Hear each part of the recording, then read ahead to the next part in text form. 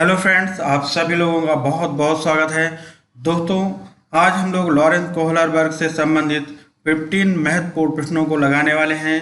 दोस्तों, आप भी लगाइए और देखिए कि कितने क्वेश्चन आपसे बनते हैं। दोस्तों, मैंने और भी वीडियोस बनाए हुए हैं। आप नीचे दिए हुए आज़ाद स्टडी चैनल के इस आइकन पर जब आप क्लिक करेंगे तो वहां से जाकर आप प्लेलिस्ट पर आप सभी वीडियो देख सकते हैं। दोस्तों, अगर अभी तक हमारे चैनल को सब्सक्राइब नहीं किया है तो चैनल को सब्सक्राइब कर लें और साथ ही साथ बेल आइकन प्रेस करना ना भूलें ताकि आगे आने वाले नोटिफिकेशन आपको समय से मिलते रहें। दोस्तों, साथ ही साथ कमेंट करके भी बताएं कि ये वीडियो आपको कैसा लगा। ठीक है दोस्तों, तो स्टार्ट करते हैं।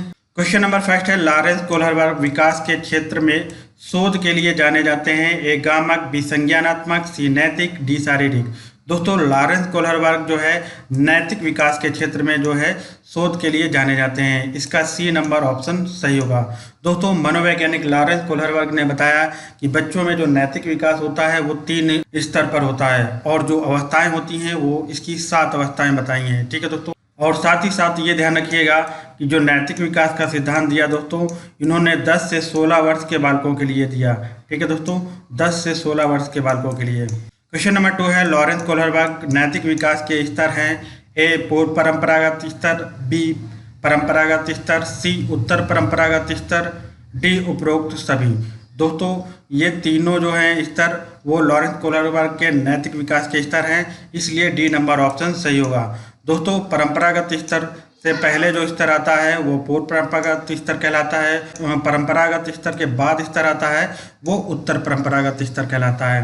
दोस्तों, मनोवैज्ञानिक लॉरेंस कोहलरबर्ग ने बताया कि पूर्व परंपरागत स्तर में जो बच्चों में जो नैतिक विकास होता है वो दंड की वजह से होता है, बच्चों में भय की वजह से होता है। ये ध्यान रखिएगा दोस्तों, ये दंड और नियम रूल फॉलो करने पड़ते हैं बच्चों को। ठीक है दोस्तों, तो पूर्व परंपरागत स्तर में दंड और नियम की वजह से बच्चों में नैतिक विकास होता है।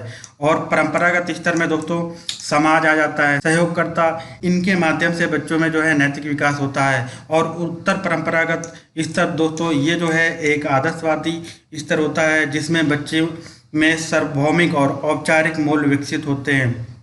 औपचारिक मूल्यों में दोस्तों क्या सही है, क्या गलत है, क्या करना चाहिए, क्या नहीं करना चाहिए, ये सब चीज़ें डेवलप हो जाती हैं। इन सभी चीज़ों का नैतिक विकास हो जाता है। और सार्वभौमिक विकास में दोस्तों नैतिक मूल्यों का पूर्णतः पालन करने लगता है। क्वेश्चन नंबर 3 है, बच्चों में नैतिकता की स्थापना के लिए सर्वोत्तम मार्ग है। ए उनका मूल्य शिक्षा पर मूल्यांकन करना, बी उन्हें प्रातःकालीन सभा में उपदेश देना, सी शिक्षा का आदर्श रूप में व्यवहार करना, डी उन्हें धार्मिक पुस्तकें पढ़ाना। दोस्तों, बच्चों में नैतिकता की स्थापना के लिए जो सर्वोत्तम मार्ग होगा शिक्षक का आदर्श रूप में व्यवहार करना, क्योंकि जो छोटे बच्चे होते हैं वो अनुकरण के माध्यम से सीखते हैं। और बच्चों में जो नैतिक विकास होगा वो शिक्षक के आदर्श रूप में जो व्यवहार कर रहा है उसका अनुकरण करेंगे और वो आदर्श व्यवहार जो है बच्चों में भी विकसित होगा। इसलिए दोस्तों शिक्षक का आदर्श रूप में व्यवहार करना जो है बच्चों में नैतिकता की स्थापना करने के लिए सर्वोत्तम मार्ग होगा। इसका सी नंबर ऑप्शन सही होगा। 4 है, कोहलरबर्ग के अनुसार वह स्तर जिसमें बालक की नैतिकता दंड के भय से नियंत्रित रहती है कहलाती है। ए परंपरागत नैतिक स्तर, बी पूर्व नैतिक अवस्था, सी आत्मस्वीकृत नैतिक अवस्था, डी नैतिकता स्तर। दोस्तों, कोहलरबर्ग के अनुसार जो है जिसमें बालक नैतिकता जो है दंड और भय के कारण नियंत्रित रहती है वो पूर्व नैतिक अवस्था कहलाती है, जिसमें बच्चा दंड और रूल्स को फॉलो करता है, यानी दंड और भय के माध्यम से जो है वो नियंत्रित रहता है। इसका बी नंबर ऑप्शन सही होगा। क्वेश्चन नंबर 5 है, रोहित ने अजय की डेस्क से ली हुई पेंसिल वापस रख दी क्योंकि उसे पकड़े जाने पर सजा मिलने का डर है। भय है दोस्तों, है ना। तो ये कोहलरबर्ग के किस सिद्धांत को बताता है? ए परंपरागत स्तर, बी पूर्व परंपरागत स्तर, सी उत्तर परंपरागत स्तर, डी पूर्व संक्रियात्मक स्तर। दोस्तों, इसका बी नंबर ऑप्शन सही होगा। पूर्व परंपरागत स्तर में बच्चे को भय होता है, दंड का भय होता है और बच्चा जो है उसमें रूल्स को फॉलो करता है। क्वेश्चन नंबर 6 है, कोहलरबर्ग के अनुसार बच्चे सीखते हैं। ए शारीरिक विकास के चरण, बी संवेगात्मक विकास के चरण, सी नैतिक विकास के चरण, डी संज्ञानात्मक विकास के चरण। दोस्तों, मनोवैज्ञानिक कोहलरबर्ग के अनुसार बच्चे नैतिक विकास के चरण के द्वारा सीखते हैं और नैतिक विकास के इन्होंने 3 चरण दिए। पूर्व परंपरागत स्तर, परंपरागत स्तर और उत्तर परंपरागत स्तर।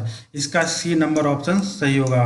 क्वेश्चन नंबर 7 है, कोहलरबर्ग के अनुसार सही और गलत प्रश्न के बारे में निर्णय लेने में शामिल चिंतन प्रक्रिया को कहा जाता है। ए नैतिक दुविधा, बी सहयोग की नैतिकता, सी नैतिक यथार्थवाद, डी नैतिक तर्कड़ा।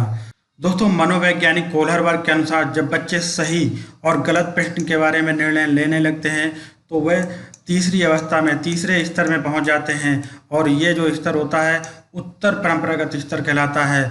इससे बच्चे जो है नैतिक तर्कड़ा करना शुरू कर देते हैं। ऐसी जो प्रक्रिया है दोस्तों वो नैतिक तर्कड़ा कहलाती है, इसलिए इसका डी नंबर ऑप्शन सही होगा। क्वेश्चन नंबर 8 है, कोहलरबर्ग के द्वारा प्रस्तावित निम्नलिखित चरणों में से प्राथमिक विद्यालयों के बच्चे किन चरणों का अनुसरण करते हैं?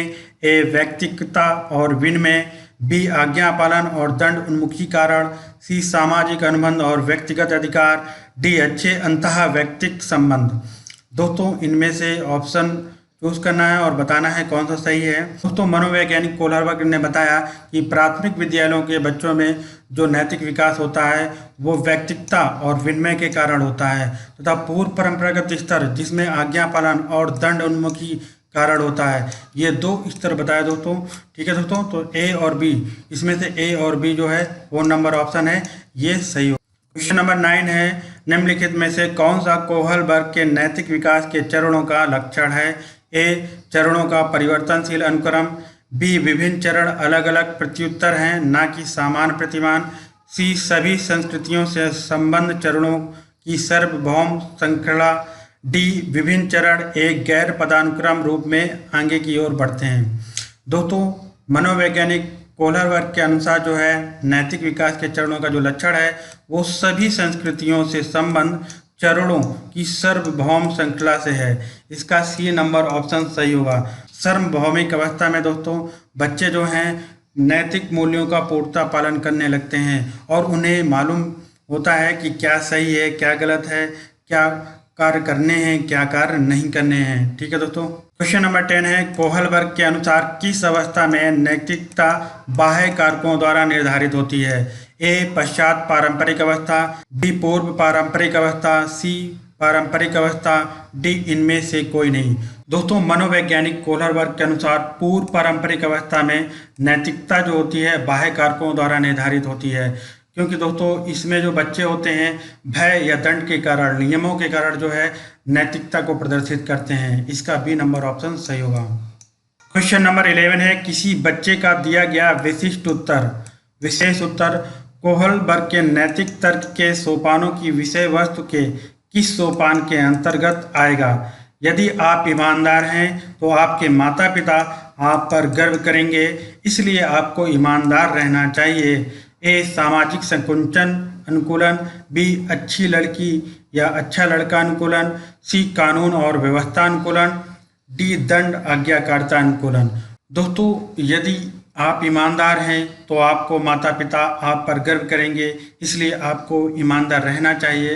तो ये जो सोपान होगा दोस्तों, ये जो विषय वस्तु का सोपान होगा वो अच्छा लड़की या अच्छा लड़का अनुकूलन के अंतर्गत आएगा। इसका बी नंबर ऑप्शन सही होगा। क्वेश्चन नंबर 12 है, कोहलबर्ग के सिद्धांत के पूर्व परंपरागत स्तर के अनुसार कोई नैतिक निर्णय लेते समय एक व्यक्ति निम्नलिखित में से किस तरफ प्रवृत्त होगा? ए व्यक्तिगत मूल, बी पारिवारिक अपेक्षाएं, सी व्यक्तिगत आवश्यकताएं तथा इच्छाएं, डी अंतर्निहित संभावित दंड।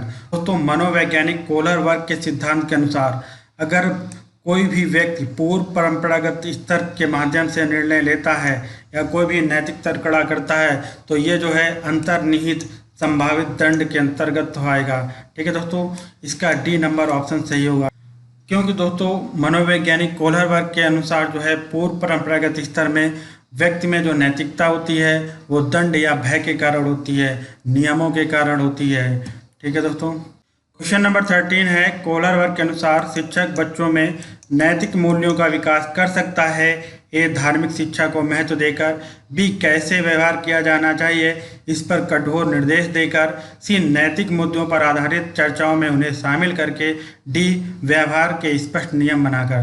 दोस्तों, मनोवैज्ञानिक कोहलबर्ग के अनुसार शिक्षक जो है बच्चों में नैतिक मूल्यों का विकास नैतिक मुद्दों पर आधारित चर्चाओं में उन्हें शामिल करके जो है विकास कर सकता है। ठीक है दोस्तों, इसका सी नंबर ऑप्शन सही होगा।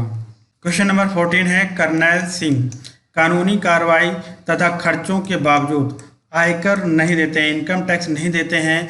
वे सोचते हैं कि वे एक भ्रष्ट सरकार को समर्थन नहीं दे सकते जो अनावश्यक बांधों के निर्माण पर लाखों रुपए खर्च करती है।